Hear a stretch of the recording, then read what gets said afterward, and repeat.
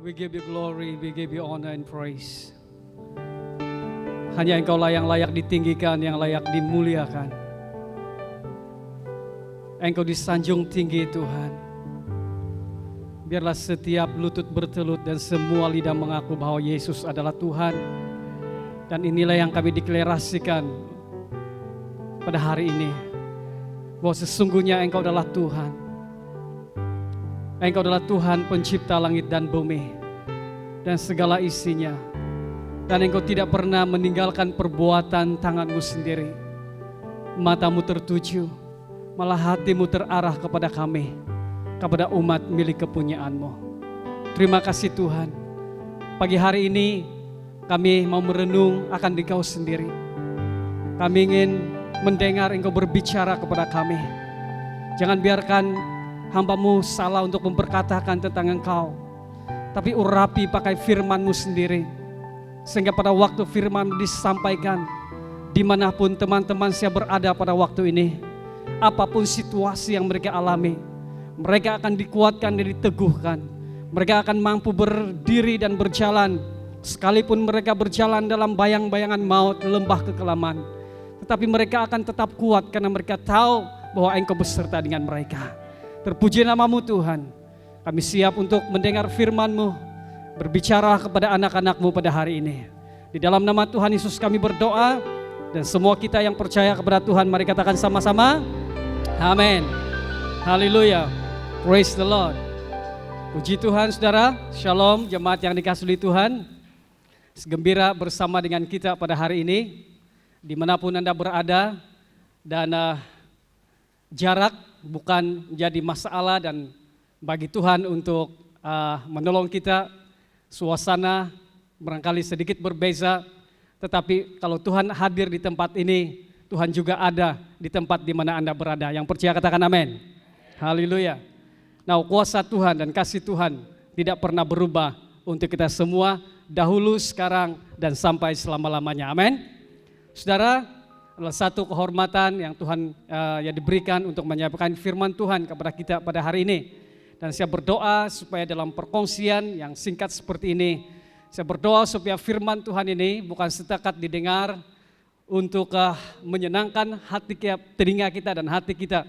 Karena saya tidak ada kata-kata yang indah, yang manis, yang puisi untuk disampaikan kepada Anda.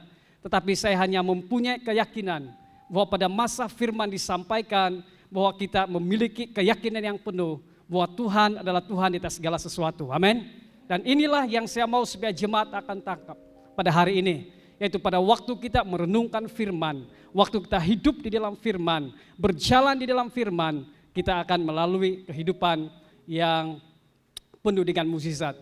Sebelum saya menyampaikan firman Tuhan, saudara, saya ingat satu waktu Tuhan Yesus berjalan di atas air setelah dia melayani, dan dia berkata kepada murid-muridnya, berjalanlah, bertolaklah dahulu, dan saya akan menyusul, kata Tuhan Yesus. Lalu pada waktu murid-murid Tuhan Yesus sudah sampai di tengah tasik atau danau itu, apa yang terjadi saudara? Ada angin sakal yang datang kepada perahu yang dinaiki oleh murid-murid Tuhan Yesus. Dan pada waktu mereka dalam keadaan itu, mereka sedikit ketakutan, dan memang mereka ketakutan. Tapi dalam angin sakal seperti itu, mereka melihat satu tubuh, sosok tubuh yang sedang berjalan di atas air. Dan akhirnya mereka kenal bahwa itu adalah Yesus. Apa yang terjadi saudara? Petrus berteriak, kalau Engkau itu Tuhan, suruhlah aku datang kepadamu berjalan di atas air. Lalu Tuhan Yesus berkata, marilah Petrus. Kira-kira seperti itu saudara. Lalu Petrus berjalan di atas air, keluar daripada perahu, dan dia berjalan di atas air.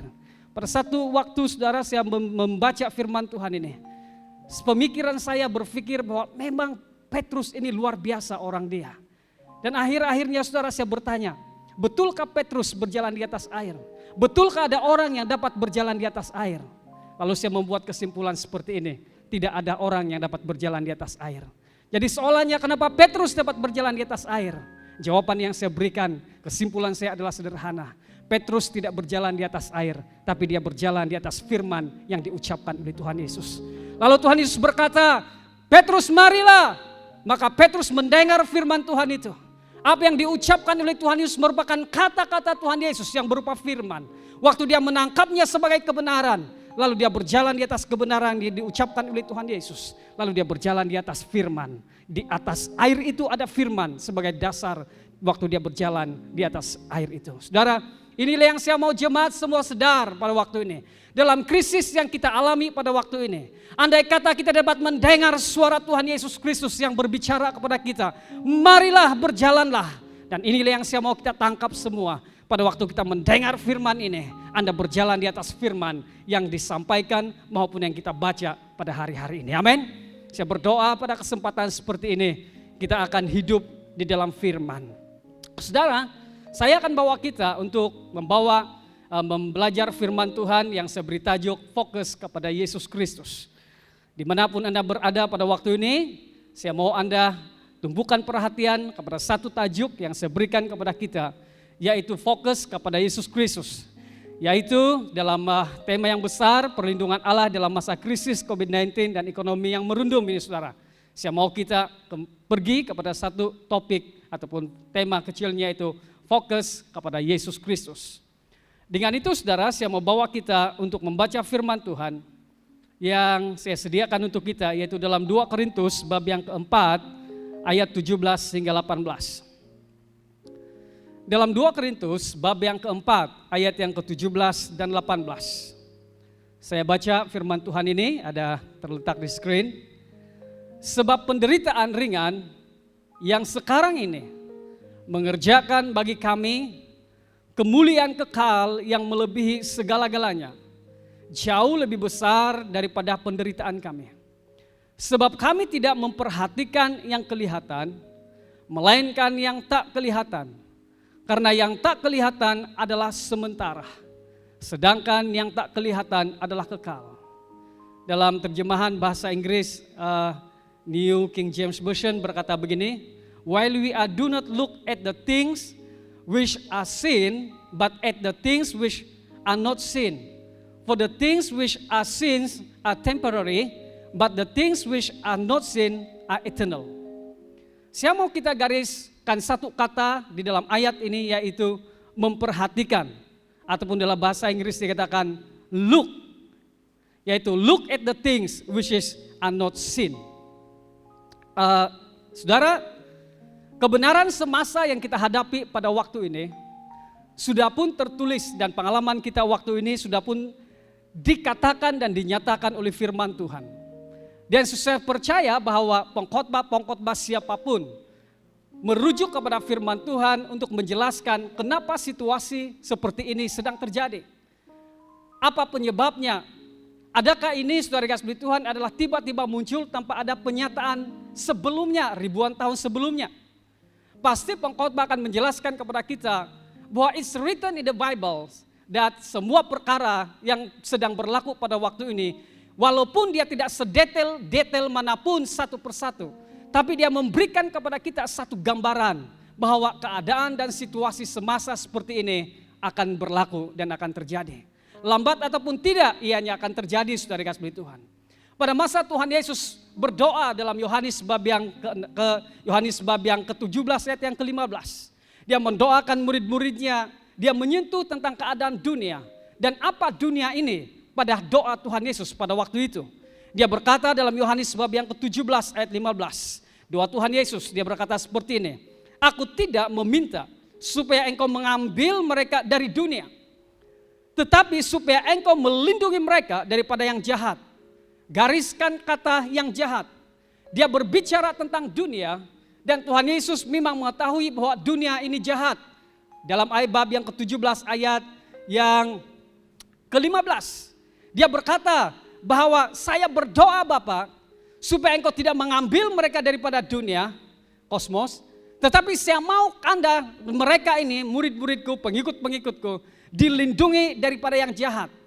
Dalam diskusi yang lain, Tuhan Yesus menyatakan bahwa dalam situasi apapun dunia ini, dia sudah mempunyai doa kepada Bapa supaya setiap orang yang percaya dilindungi oleh Tuhan. Ini merupakan satu jaminan yang sangat indah untuk kita semua. Selagi kita ikut Yesus, selagi kita berjalan dalam Yesus, lebih tepat Yesus memanggil kita sebagai murid-muridnya, dan Yesus berjalan bersama dengan kita sebagai gembala yang agung yang baik. Dia pasti membawa kita ke rumput yang hijau dan air yang tenang, dan dia akan menyegarkan jiwa kita. Yang percaya katakan amin. Saudara, saya sangat percaya di sudut yang lain Tuhan ingin berbicara bahwa bagi umat Tuhan ada perlindungan dan penyertaan Tuhan untuk kita semua. Tapi di sudut yang lain di ayat ini dia berkata, saya ingin jelaskan kepada semua pengikut dan pembaca, kata Tuhan Yesus, bahwa di dunia ini pasti ada yang jahat. Amin. Tidak dinyatakan satu persatu tentang kejahatan. Yang tertulis di sini, there is no detail about it, but yet kita mengalami hal-hal seperti ini pada waktu ini. Dan saya boleh kategorikan apa yang sedang kita alami merupakan perkara yang jahat dan tidak baik untuk kita semua. Tuhan Yesus juga berbicara, saudara, dalam Matius 24:3-8. Pastinya kita telah disajikan dengan ini dalam pembelajaran tentang eskatologi, ataupun lebih tepat taiskata, yaitu hari-hari terakhir dalam zaman akhir. Taiskata ataupun pembelajaran tentang akhir zaman dan akhir di dalam akhir zaman. Dan Tuhan Yesus berbicara bahwa, saudara dikasihi Tuhan, bahwa hal-hal seperti gempa bumi, peperangan, seperti penyakit-penyakit sampar dan lain sebagainya itu sudah dinyatakan oleh Tuhan Yesus berbicara tentang keadaan dunia pada akhir zaman. Saudara, dengan itu saya ingin katakan kepada kita dengan sederhana pada hari ini, bahwa pada waktu keadaan seperti ini sedang terjadi, dia hanya prove all the things that happen in this world is just proof, untuk memberikan bukti bahwa Alkitab itu benar. Yang percaya katakan amin. Kalau ada seorang yang meninggal dunia, itu hanya membuktikan bahwa Alkitab itu benar. Kenapa, saudara? Karena Alkitab memang berkata demikian, bahwa seorang itu akan meninggal dunia dan pergi kepada Bapa. Kalau ada gempa bumi yang terjadi, itu hanya membuktikan bahwa Alkitab itu benar. Karena Alkitab berkata demikian, bahwa pasti akan ada gempa bumi. Kalau Alkitab berkata bahwa pada waktu kita mengalami bahwa ada penyakit sampar yang sedang menjalar, itu hanya membuktikan bahwa Alkitab itu benar, sebab dia sudah dinyatakan oleh Alkitab. Pada waktu kita mengalami kejahatan dunia, apapun yang kita alami pada waktu ini, itu hanya membuktikan bahwa Alkitab itu benar, dan tidak ada satupun yang lari daripada kebenaran Alkitab. Segala sesuatu yang kita alami pada waktu ini is just proof that the Bible adalah benar. Dan ya dan amin. Amin. Soalannya sekarang, saudara, adalah bagaimana kita respons pada waktu situasi yang sukar seperti ini yang sedang kita alami. Many people looking for solutions. Orang-orang yang di atas sedang berpikir dan berbicara dan menyatakan solution demi solution. Bagaimana kita menangani wabak, bagi yang sedang menonjol, yang sedang mengganggu semua sistem dalam kehidupan kita. Sosial, bermasyarakat kita, lalu memberikan dampak kepada ekonomi, ditambah lagi dengan politik yang seperti ini, saudara kasih Tuhan. Saudara, orang akan berbicara dan berpikir tentang bagaimana caranya untuk menangani isu-isu yang seperti ini. Kita bersyukur kepada Tuhan, karena ada orang-orang yang bijaksana yang sedang berusaha untuk melakukan sesuatu untuk kesejahteraan kita dalam pandemik dan keadaan ekonomi pada waktu ini. Ya, pada hari ini saya tidak akan berbicara lebih besar tentang masalah dan pergumulan yang kita alami pada waktu ini. Tapi fokus saya adalah saya membawa perhatian kita kepada satu solution yang menurut saya secara rohani dan adalah tanggung jawab bagi saya untuk menyatakan ini kepada kita. Bahwa solution yang terutama untuk kita semua adalah Yesus Kristus. Because I don't believe that any man can solve the problem of life without Jesus Christ. Dan saya percaya bahwa Yesus tetap jawaban untuk dunia ini. Amin. Satu waktu ada seorang penyanyi berkata, Yesuslah jawaban akan dunia ini. Mungkin pada waktu ini kita masih mengalami dan tidak dapat menemui jalan yang disebut sebagai penyelesaian penuh terhadap kesukaran dan kejahatan dan masalah dunia. Tetapi saya ingin jelaskan kepada kita, ada satu jaminan Tuhan Yesus. Pada masa dia datang ke dunia ini, dia akan menjadi raja dan memerintah selama 1000 tahun untuk di dunia ini. Setelah itu, saudara, Alkitab katakan bahwa akan ada Yerusalem yang baru, surga yang baru, kota Yerusalem yang baru, surga yang baru yang turun dari surga. Kalau Anda ingin menginginkan yang sempurna, dunia yang sempurna, saya ingin beritahu kita, kita jangan memilih yang sempurna di dunia ini karena Yesus sudah katakan bahwa dunia ini jahat. Tetapi kita pilih satu yang ada, yang pemerintahannya adalah Yesus. Karena penyelesaian yang terutama untuk dunia ini adalah Yesus. Karena dia obohol segalanya, bukan obohol lagi. Dia ganti semuanya. Yaitu menjadi ada Yerusalem baru dan bumi yang baru. Yang pastinya itu adalah tempat untuk kita semua. Amin. Haleluya. Nah saudara, soalan yang saya berikan kepada kita adalah bagaimana caranya bagi kita untuk respon terhadap situasi yang kita alami pada waktu ini. Di dalam teks yang kita baca sebentar tadi, diawali sebenarnya berkontekskan pengalaman pelayanan Paulus dengan murid-muridnya. Mereka telah mengalami banyak perkara di dalam pelayanan mereka. Apakah yang mereka alami saudara? Di ayat yang ke-8 hingga ayat yang ke-9. Alkitab berkata seperti ini. Dalam segala hal kami ditindas, namun kami tidak terjepit. Kami habis akal, namun tidak putus asa. Kami dianiaya, namun tidak ditinggalkan sendirian. Kami dihempaskan, namun tidak binasa. Ini yang firman Tuhan katakan.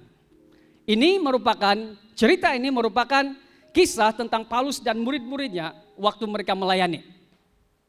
Lalu pada waktu melayani saudara, Paulus menggambarkan kepada pembaca tentang apa yang mereka alami. Yang mereka alami adalah dalam segala hal kami ditindas. Seorang hamba Tuhan yang dipakai dengan luar biasa. Mereka melayani, diurapi Tuhan. Yang lumpuh mereka boleh doakan, yang buta mereka boleh doakan, yang sakit mereka boleh doakan, yang dirasuk oleh roh jahat mereka boleh doakan.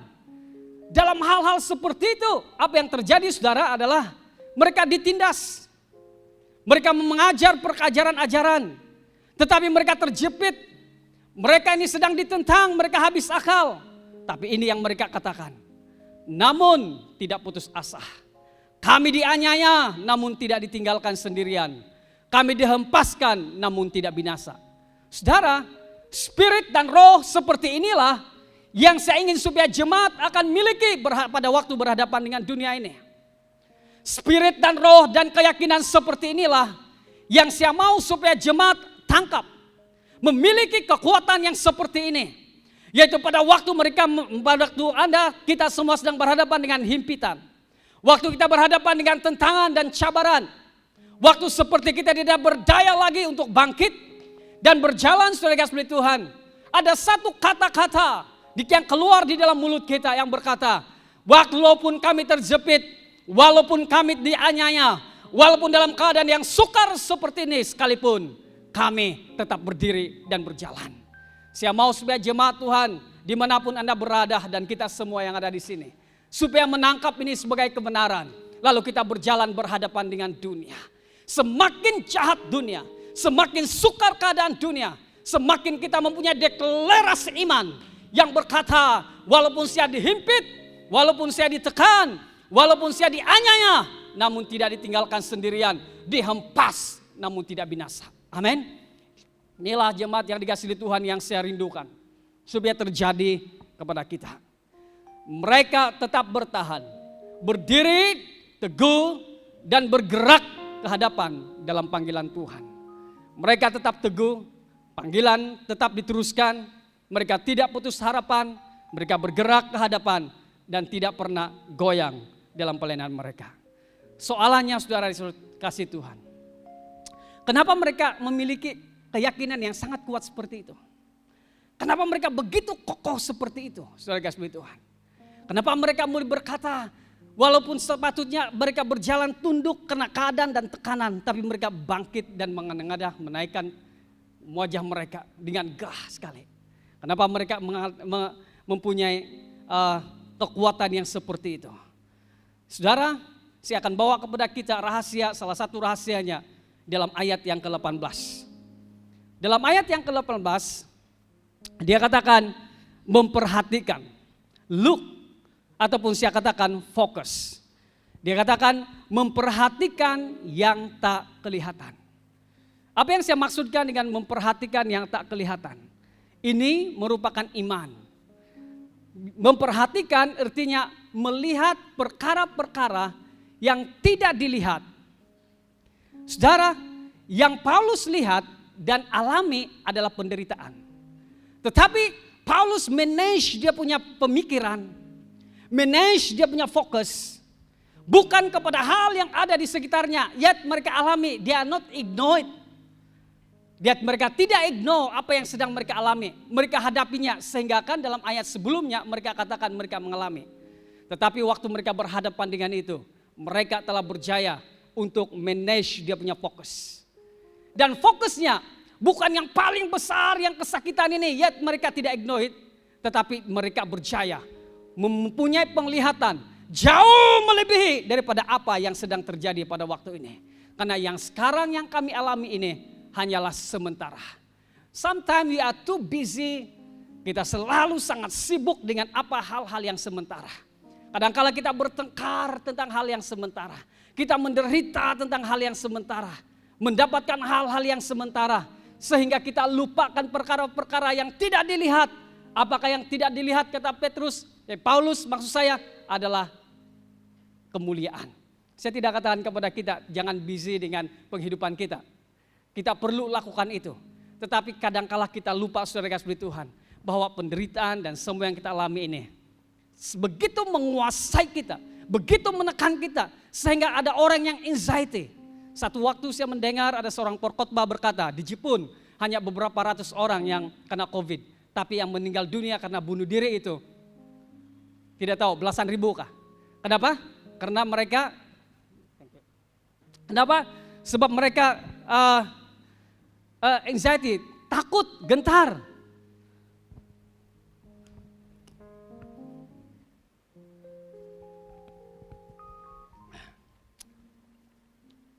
Saudara, apa yang saya ingin sampaikan kepada kita adalah saya ingin kita belajar daripada Paulus dan timnya. Yaitu betul mereka menghadapi kesukaran dan berhadapan dengan itu mereka tidak ignore. Tetapi waktu mereka dapat manage fokus mereka dengan cara yang benar, maka mereka mampu berkata, walaupun kami dihimpit, walaupun kami ditekan, walaupun kami dihempas, akhirnya saudara yang saya sampaikan kepada kita adalah untuk kita dapat menembusi dan menangani apa yang sedang kita hadapi pada waktu ini. Kembali kepada bagaimana kita mengurus fokus kita. Battle-nya ataupun perjuangannya pada waktu ini adalah bagaimana kita dapat refocus ataupun mengendalikan fokus kita. Seseorang yang dapat menembusi perkara ini adalah bergantung kepada matanya melihat.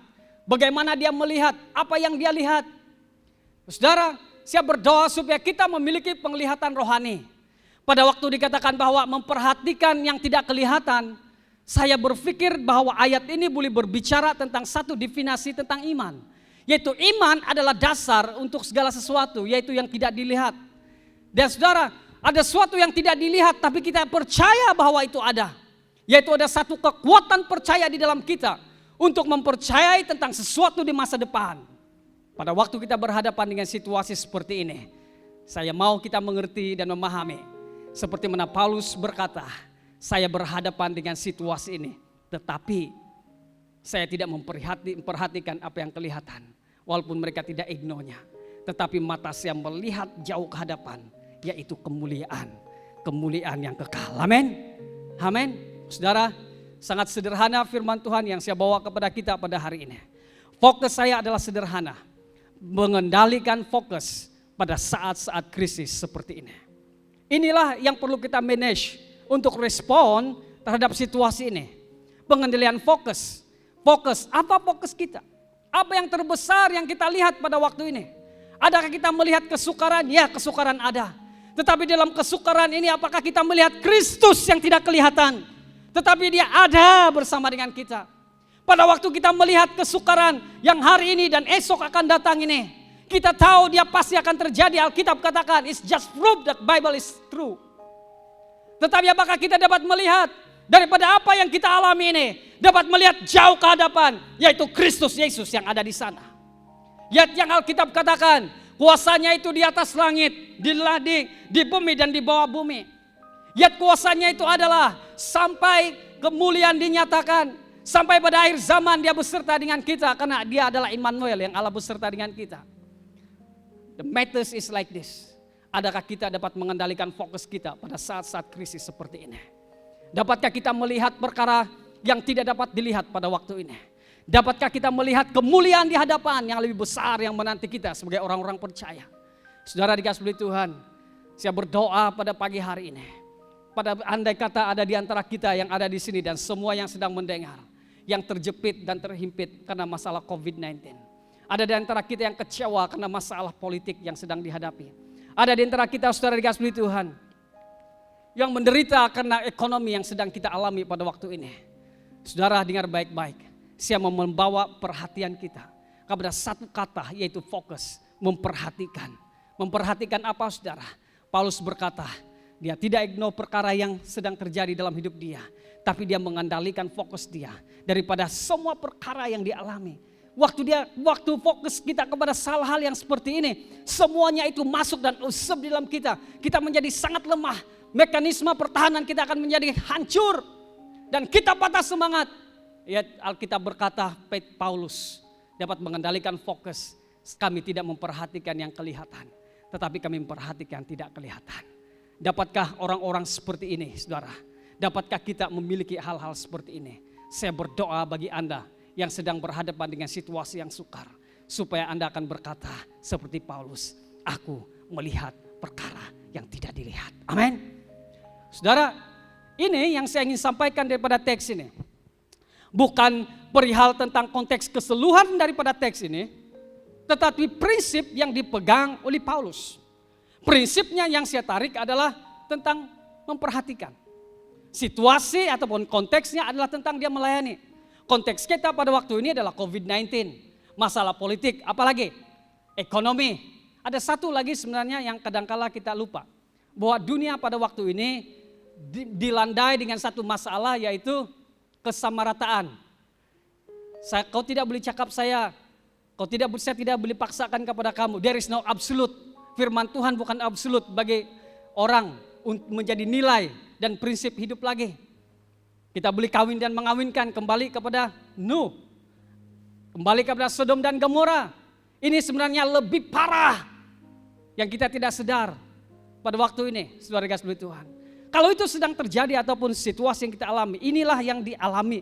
Inilah yang konteksnya pada waktu ini. Mungkin sedikit berbeza waktu dikatakan oleh Paulus karena dia berbicara tentang pelayanan. Tapi prinsipnya saya tarik sama. Keduanya mempunyai masalah, keduanya ada cabaran. Konteks waktu ini dan konteks pada waktu itu. Waktu ini dan waktu itu. Tapi prinsip yang sama yang saya tarik kepada kita untuk menjadi kebenaran kita pada hari ini. Yaitu memperhatikan. Bukan yang kelihatan yang sementara ini, tapi memperhatikan yang tidak kelihatan. Manage your focus.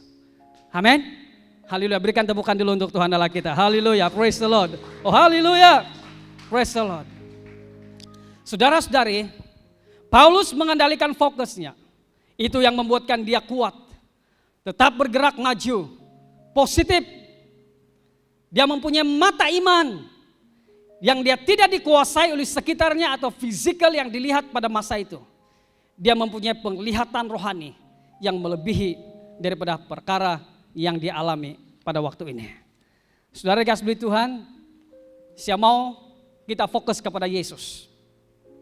Yang tidak kelihatan sekarang ini saya gantikan namanya itu fokus kepada Yesus. Kenapa saya katakan mari kita fokus kepada Yesus? Saya berikan kepada kita banyak alasan. Tapi saya pendekkan kepada 3 perkara. Kenapa kita perlu fokus kepada Yesus. Dan saya campaign hari ini. Saya mau campaign kepada kita. Dan saya mau supaya campaign saya ini menang. Undi lah ini. Campaign yang saya berikan kepada kita. Fokus kepada Yesus. Saudara, kenapa kita perlu fokus kepada Yesus. Kendalikan fokus kita. Alihkan. Melebihi, menembusi daripada apa yang kita alami. Lihat Kristus. Yang pertama. Fokus kepada Yesus yang telah mengalahkan dunia. Yohanes 16:33. Kamu akan mengalami penyiksaan, kata Tuhan Yesus kepada murid-muridnya. Mungkin konteksnya adalah sebagai murid Yesus yang melayani ada penyiksaan, penderitaan.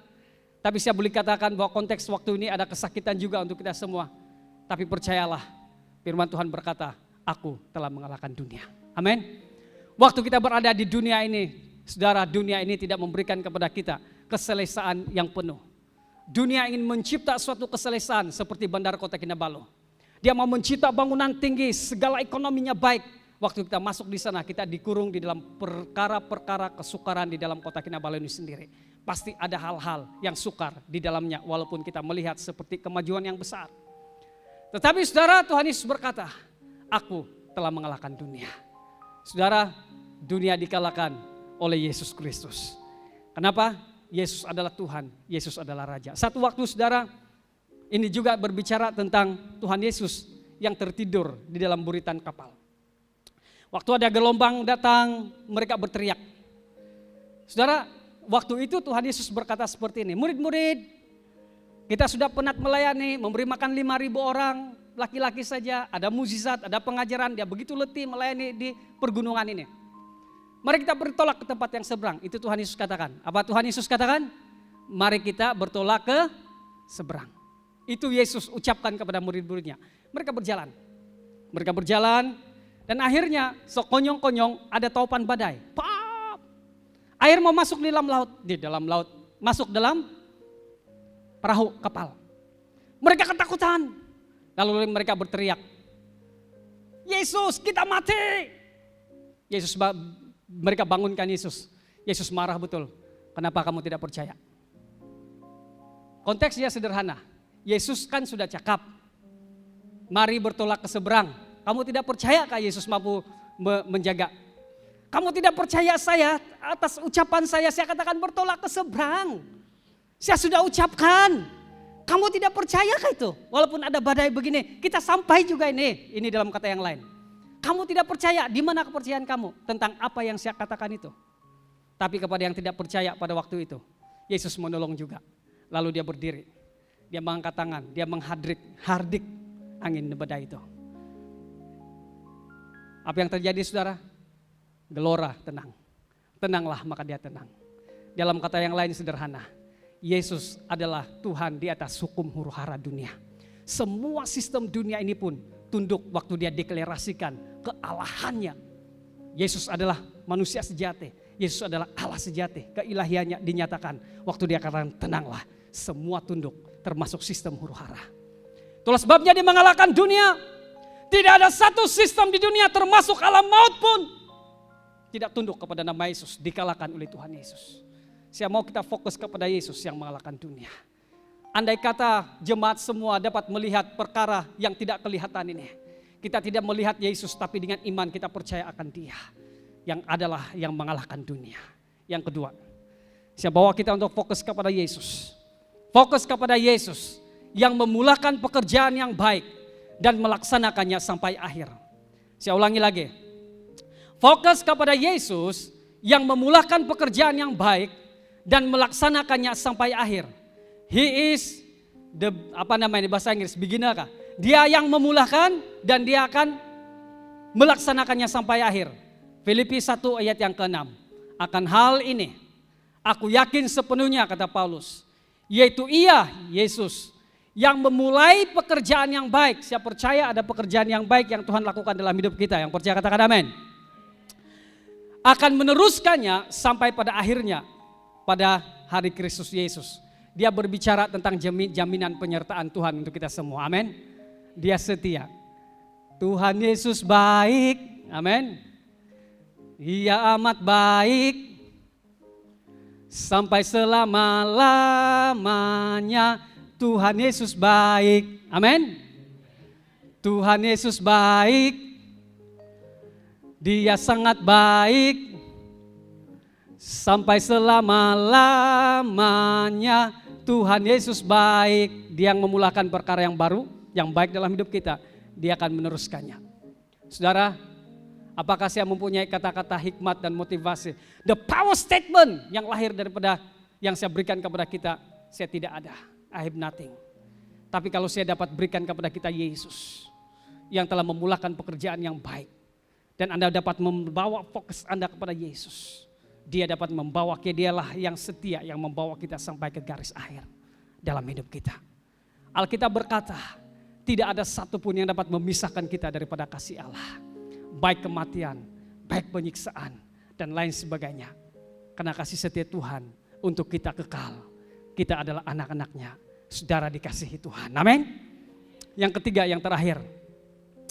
Fokus kepada Yesus yang memikul kelemahan kita dan menanggung penyakit kita. Dalam Matius 8 ayat 17b, Tuhan Yesus menyinggung atau mengambil kitab Yesaya dan diucapkan pada waktu itu untuk menjawab ataupun menyatakan tentang apa yang dialami ataupun sedang terjadi pada waktu itu yang dilakukan Yesus. Dalam Matius 8:17b berkata, dialah yang memikul kelemahan kita dan menanggung penyakit kita. Saudara, mari berfokus kepada Yesus. Jawaban terhadap situasi yang kita alami di saat COVID dan situasi yang menekan kita dan mencabar kita adalah Yesus. Yesuslah jawaban bagi dunia. Yesuslah jawaban untuk hidupmu. Alkitab berkata, dialah yang menanggung, memikul kelemahan kita. Kamu bertanya, pastor, pernahkah pastor lemah? Ya, saya lemah. Pernahkah pastor kalau pastor ini mungkin kalau membaca firman Tuhan itu terus menerus saja, apalagi PKP. Saya beritahu kita, pastor juga kadangkala membaca firman Tuhan pun satu pergumulan, sometime. Bukan lagi sometime, selalu. Pernahkah pastor sakit? Ya. Pernahkah anak pastor sakit? Ya. Pernahkah pastor bergumul dalam kehidupan? Ya. Tetapi Alkitab katakan seperti itu, kenapa tidak diangkat terus dalam hidupmu? Dengar baik-baik. Tuhan itu setia dan adil. Kalau saya dapat melihat Yesus melebihi daripada apa yang saya alami, itulah yang terpenting dalam hidup saya. Bagi Anda saudara-saudari kasih Tuhan dan dimanapun Anda berada. Kalau saudara-saudari dapat manage fokus dengan cara yang benar kepada yang tidak dilihat, daripada yang dilihat ini kata Paulus, kepada yang tidak dilihat yaitu kemuliaan pada masa depan. Dan yang tidak dilihat itu saya replace namanya hari ini. Fokus kepada Yesus Kristus. Amin. Mari kita tunduk kepala semua. Kita akan berdoa bersama-sama. Haleluya. Thank you Jesus. Saudara dikasihi Tuhan, saya sudah selesai berbicara kepada kita. Tapi hari ini saya berdoa bagi Anda dalam keadaan yang letih, lesu, berbeban berat. Saya ingin katakan kepada kita, Tuhan Yesus sudah berjanji, pikulah yang kuk yang kupasang. Karena kuk yang kupasang ini ringan, mudah diangkat. Kuk yang kupasang ini baik. Dan saya berdoa, jika ada di antara Anda yang mengalami hal-hal yang sukar semasa pandemik seperti ini, saya hanya berdoa supaya Tuhan memulihkan keadaanmu. Ada di antara Anda yang mempunyai masalah kesukaran dalam ekonomi, keuangan, mencabar kehidupan karena masalah ekonomi. Saya berdoa kebajikan dan kemurahan, kebaikan Tuhan akan mengikutimu. Jika Anda yang hidup dalam tekanan pada waktu ini, dengar baik-baik, Yesus adalah gembala yang baik. Dia membawa engkau ke padang rumput yang hijau dan membawa engkau ke tebing sungai yang tenang dan dia menyegarkan jiwamu. Haleluya.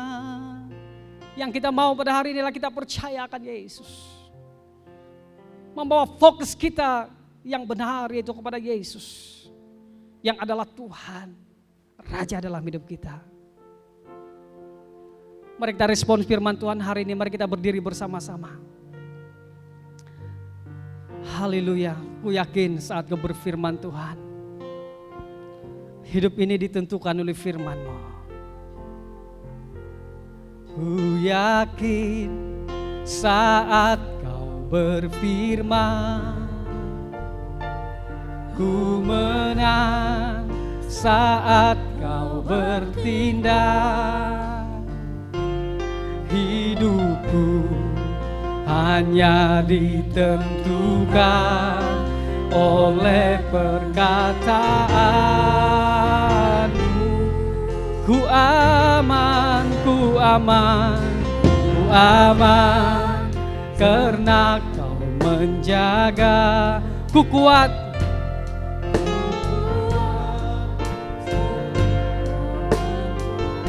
hidupku hanya ditentukan oleh kuasa-Mu. Katakan sama-sama, bagi Tuhan, bagi Tuhan tak ada yang mustahil. Oh, Tuhan tak ada yang tak mungkin. Mukjizatnya disediakan bagiku. Ku diangkat dan dipulihkan. Nyatakan ini sebagai deklarasi iman kita. Ku yakin. In the name of Jesus. In the name of Jesus. Tuhan tak ada yang tak mungkin. Amin. Mukjizatnya disediakan bagiku. Ku diangkat dan dipulihkan. Dimanapun Anda berada pada waktu ini, engkau mendengar firman Tuhan dan engkau respons firman Tuhan. Saya tidak tahu apa bahagian firman Tuhan yang menyentuh hidupmu pada hari ini, tapi saya sangat percaya Dia sedang berbicara kepadamu secara pribadi. Jika engkau salah seorang yang dikatakan oleh firman Tuhan pada hari ini, ataupun firman Tuhan sedang berbicara kepadamu secara pribadi dan yang menuntut respons daripadamu, saya mau Anda meletakkan tanganmu di dadamu sekarang dan saya akan berdoa untuk Anda. Letakkan tanganmu di dadamu sekarang dimanapun Anda berada pada waktu ini. Sama ada Anda di rumah, di tempat di mana Anda berada, ambil masa untuk berperkara dengan Tuhan. Letakkan tanganmu di dadamu pada waktu ini. Mari saya berdoa untuk kita. Sebelum itu kita nyanyikan sama-sama, bagi Tuhan tiada yang mustahil. Angkat iman kita, kekuatan percaya kepada Dia. Bagi Tuhan, letakkan tanganmu di dadamu sekarang. Saya berdoa. In the name of Jesus. Tuhan tak ada yang tak mungkin. Mukjizatnya disediakan bagiku. Ku diangkat. Sekali lagi. Oh, imani ini, bagi Tuhan jadi yang mustahil. Tuhan tak ada yang mustahil. Ada yang tak mungkin. Mukjizatnya disediakan bagiku. Ku diangkat dan dipulihkan. Bapa di surga, saya berdoa anak-anakmu yang meletakkan tangan mereka di dada mereka, tanda mereka respons firman-Mu hari ini. Saya tidak tahu apa pergumulan yang sedang mereka alami, tapi saya berdoa supaya anugerah Tuhan yang sempurna turun kepada mereka. Ulurkan tangan-Mu untuk menolong. Adakanlah mukjizat dan tanda-tanda yang heran dan ajaib dalam kehidupan anak-anak-Mu.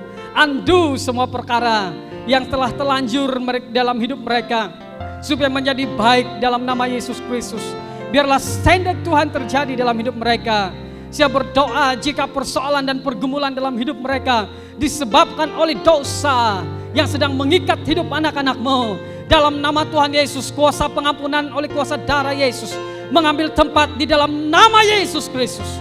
Dan jika itu disebabkan oleh kuasa kegelapan yang datang seperti pencuri, pembunuh dan merosakkan, di dalam nama Tuhan Yesus kami nyahkan semua pekerjaan iblis dan kami menuntut blessing from above, berkat daripada atas turun kepada anak-anak-Mu, dikembalikan termasuk bunga-bunganya sekali di dalam nama Yesus.